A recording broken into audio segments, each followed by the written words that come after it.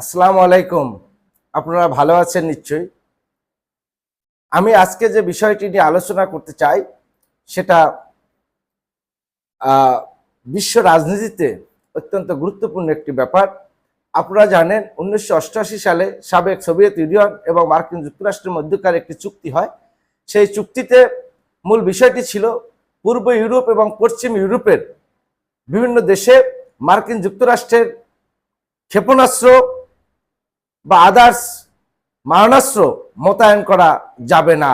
কিন্তু সম্প্রতি সেই চুক্তিকে তোয়াক্কা না করে মার্কিন যুক্তরাষ্ট্র এই নীতিতে উপনীত হয়েছে যে জার্মানি সহ আরো কিছু রাষ্ট্রে, বিশেষ করে জার্মানিতে, তারা হাইপারসনিক ক্ষেপণাস্ত্র থেকে শুরু করে টমাহক ক্ষেপণাস্ত্র এবং বিভিন্ন ব্যালিস্টিক মিসাইল মোতায়েন করতে যাচ্ছেন, যেটা খুব মুহূর্তেই একটি পৃথিবীর যে কোনো জায়গায় আক্রমণ করতে সক্ষম হবে।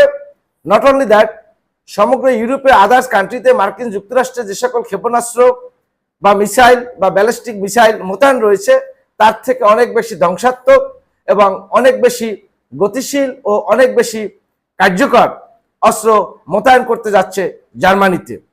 এর বিরোধিতা করেছে রাশিয়ান ফেডারেশন তথা পুতিন।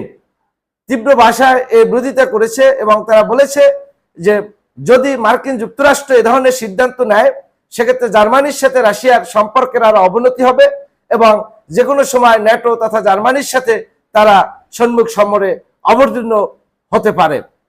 পাশাপাশি যেটা তৃতীয় বিশ্বযুদ্ধের ইঙ্গিত করে বলে আমি মনে করি, তাই মার্কিন যুক্তরাষ্ট্রের উচিত সোভিয়েত ইউনিয়নের সাথে যে বিভিন্ন ধরনের চুক্তি রয়েছে সেগুলোকে মেনে চলা।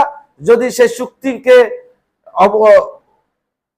চুক্তিকে যদি বরখলাপ করা হয় সেক্ষেত্রে বিশ্ব একটি হুমকির সম্মুখীন হবে, তাতে কোনো সন্দেহ নেই। অলরেডি আপনারা জানেন ইউক্রেন যুদ্ধ নিয়ে বিশ্ব দুটি ভাগে বিভক্ত হয়ে অলরেডি চীন, রাশিয়া, ইরান সহ উত্তর কোরিয়া একটি মেরুতে চলে এসেছে।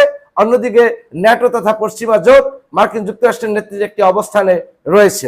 বলা যায় না, বিশ্ব যে কোনো সময় আরেকটি তৃতীয় বিশ্বযুদ্ধের সম্মুখীন হতে পারে। ধন্যবাদ, আপনারা ভালো থাকবেন।